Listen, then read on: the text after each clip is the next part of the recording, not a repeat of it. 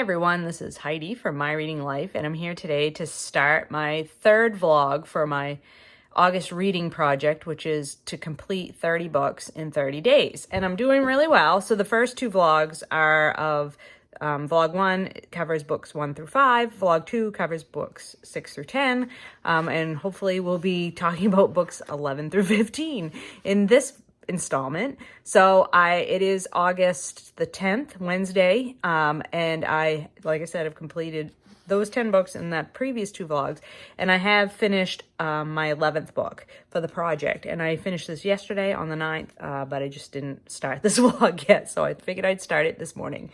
And this is another Penguin Green Ideas from the box set that I've been working on. This is An Idea Can Go Extinct by Bill McKibben.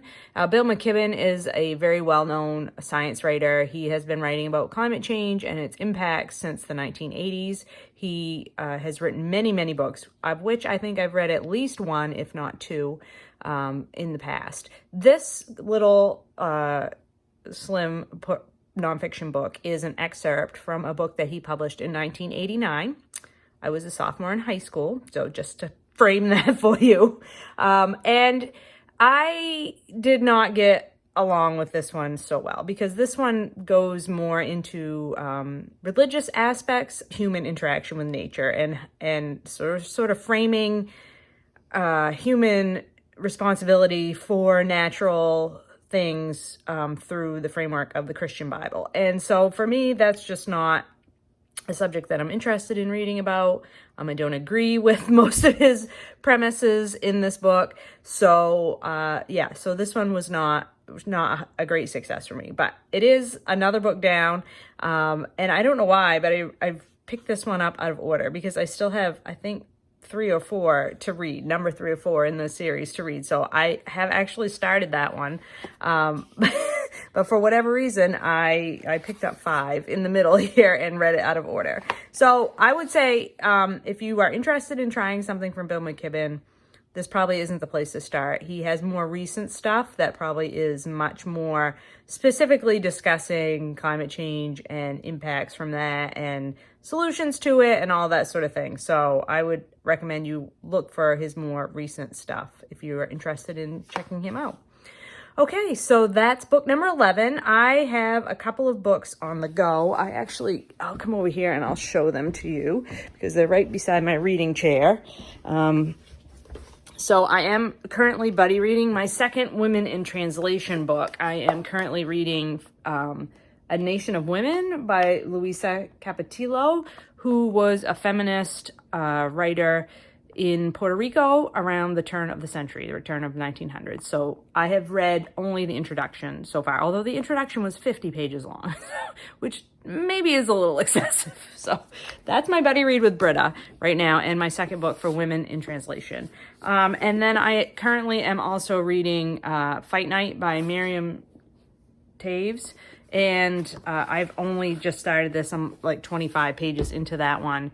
And so far, really loving the voice of our young narrator. Is very like a 12-year-old girl who's telling the story, and she's just fantastic so far. So yeah, I have high hopes for that book because I loved women talking, and also the other book by her that I read, which I can't think of the name of right now, or other quite famous ones. So anyway, looking forward to getting more into that. Oh, and my audiobook is, I can't remember what my audiobook's name is, so I'll have to talk about that in the next clip.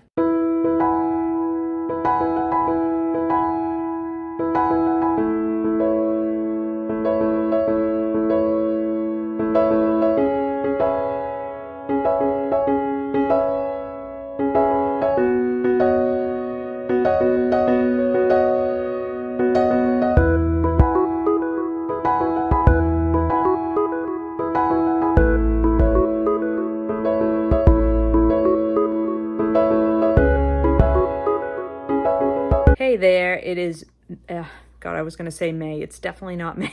It's August the 12th, and I have completed my 12th book of the challenge, and it is A Quiet Life in the Country by T.E. Kinsey, which is a cozy historical mystery. It's number 1 in the Lady Hardcastle mystery series, and I was listening to it on audiobook, and it's just delightful. It's so delightful. So we're following Lady Hardcastle and her lady's maid, Flo, I think it's Anderson.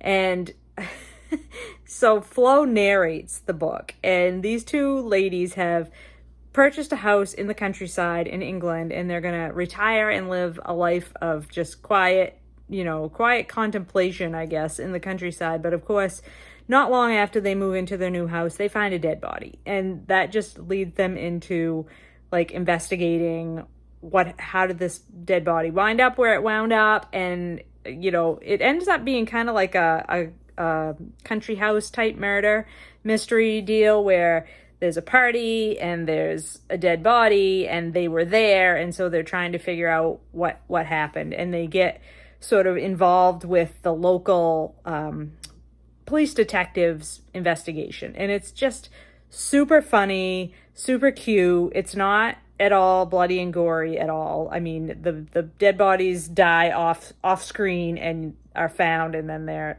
trying to figure out who done it. And so if you like cozy mysteries, I definitely think you should give this one a try, particularly if you like historicals. This takes place, I think, in the early, I don't know exactly the time, but it's definitely the early 20th century, because there are motor cars, but only the wealthy own them, and there's trains and bicycles and things like that. So it's clearly that time period before cars became widely used, but it's certainly also the time period wherein life is changing in terms of class structure in England, where there's still some of the wealthy families are still trying to cling on to their way of life with servants in these big country estates and that sort of thing. But Lady Hardcastle, sees the writing on the wall, and she and her maid Flo are like friends. They're not master and servant at all. It's definitely a friendship. And so their interactions and their just sarcasm with each other is just delightful. It's really excellent on audiobook. I highly recommend it in that format. If you like mysteries on audiobook, I think it was great. So yeah, book number 12 down.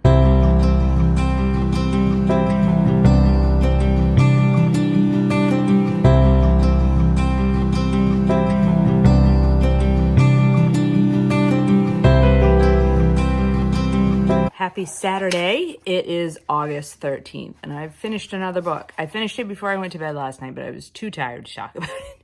So this is All Art is Ecological by Timothy Morton.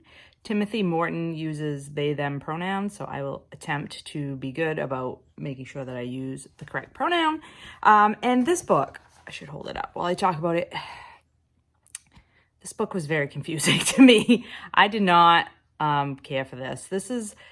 Timothy Morton is they have been called the philosopher prophet of the Anthropocene. Their writing radically reimagines our relationship with the non-human world.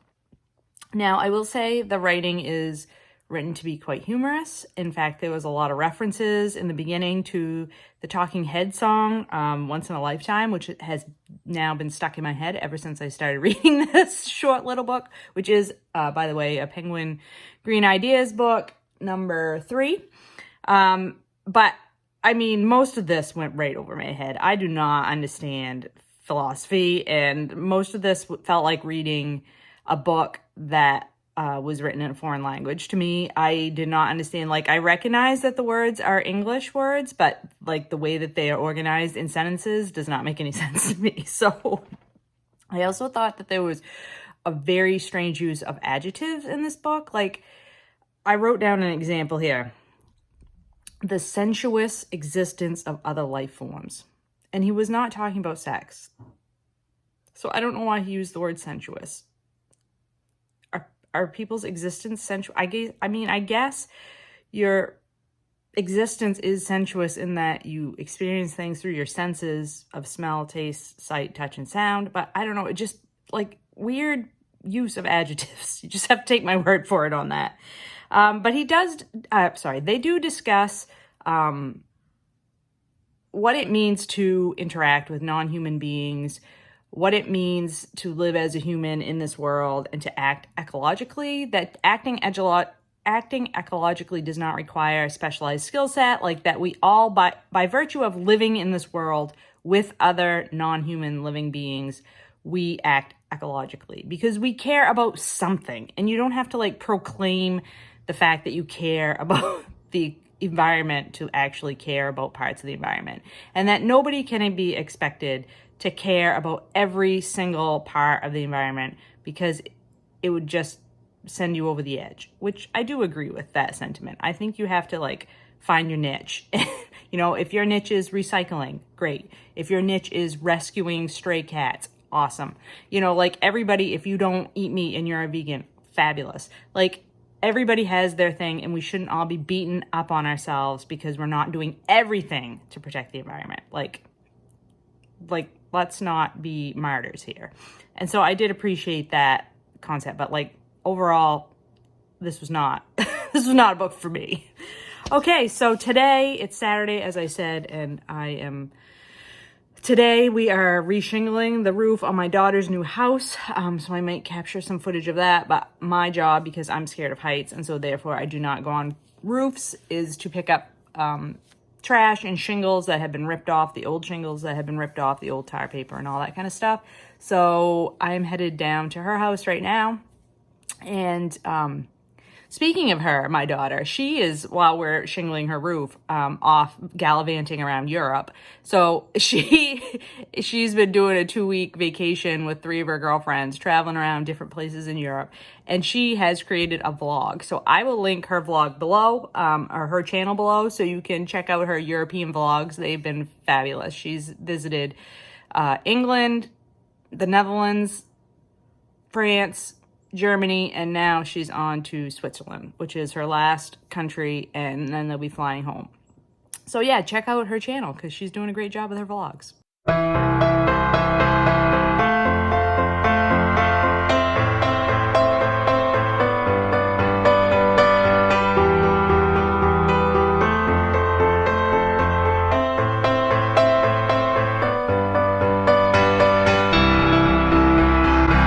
To me library chair. It tilts back too, so I'm very excited about it.